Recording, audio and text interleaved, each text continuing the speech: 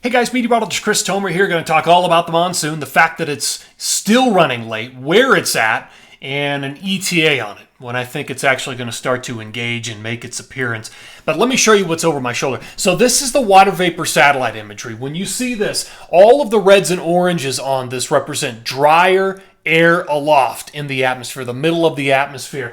And look how much there is. A lot of the desert Southwest down into Mexico seeing abnormally dry air for this time of the year.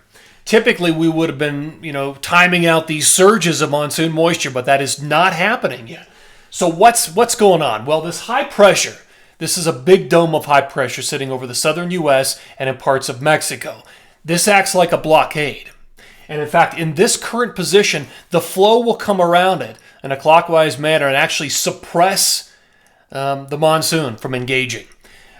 Typically what happens at this time of the year is the winds will turn southerly. That escorts new moisture in from the south and floods the west, the Rockies, making afternoon weather more likely. That's not happening right now.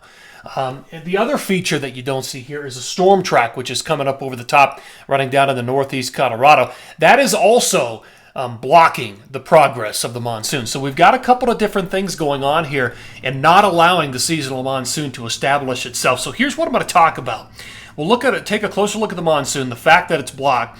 ETA right now is 7:18 or later on the arrival, when we may start to see it kick in. There are some signals in the data that by late July and the first week of August, that might be our first significant surge of monsoon moisture into the Four Corners. We'll see. That's a long way out, but that is a possibility right now. That could be the first, and that would be really late.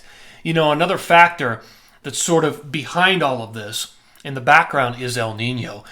You see sometimes in historical data that the El Nino can disrupt and weaken the seasonal monsoon. So that may also be a background factor in all of this. All right, let me just show you what this looks like. Let me draw on a couple of other features. So again, water vapor satellite imagery.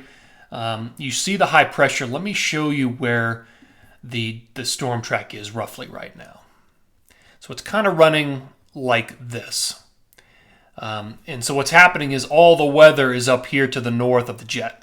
So we've seen an above normal precipitation over parts of Wyoming, Idaho, Montana, and especially in northeast Colorado. They're running right on the north side of that jet stream. So those factors are what are dominating the pattern right now. Let me just show you what this looks like from a jet stream perspective. Look at this. This is really something. This subtropical jet stream, you can see it running west to east, that ribbon of blue and green, straight into California, straight into Utah, Colorado. So right along in the north is where you're going to see most of the action, and that's where we've been seeing most of the afternoon weather. Below it, south of it, not a lot happening. It's dry air, cut off. Monsoon is blocked. So this is the kind of pattern that we saw in May. And then it continued into June. And now it's continuing into July. I mean, typically that would not happen. This would diminish. The jet would diminish. It would move away. And the high would reposition itself. The deserts would heat up so much that the atmospheric pressure pattern would reverse, allowing a lot of that moisture to come in from the south. And that would be the engagement of the monsoon. It's not happening with this type of pattern. It's fascinating. So what we have been seeing, we've been inundated by heavy precipitation here in northeast Colorado. This is total precip over the last 2 months, 60 days.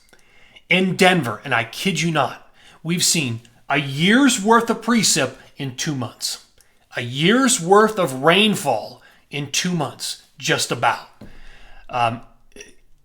It's been incredible. Where you see that purple, we've had 14 to 15 inches of rainfall in some places in the last 60 days.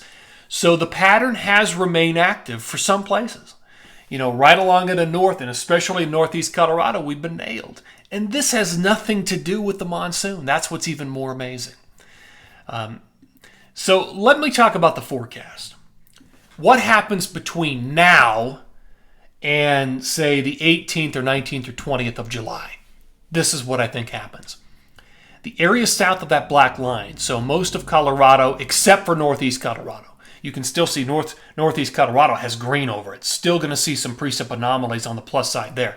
But areas in that brown shading, southern Utah, most of Colorado, New Mexico, Arizona, will see below normal precipitation.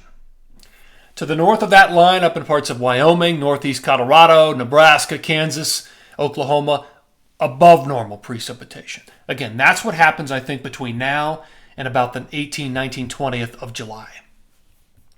What about after that? Well, the climate forecast system thinks that it's possible we start to see a little breakthrough. A little bit of monsoon moisture creeps in, maybe on or after the 18th, 19th, or 20th, somewhere right in there.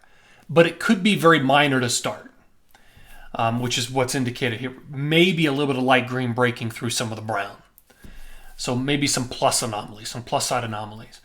There's some indication, like I said at the top of this presentation, that late in the period, late July into the first week of August, we could see a bigger breakthrough, bigger plus anomalies, plus side anomalies.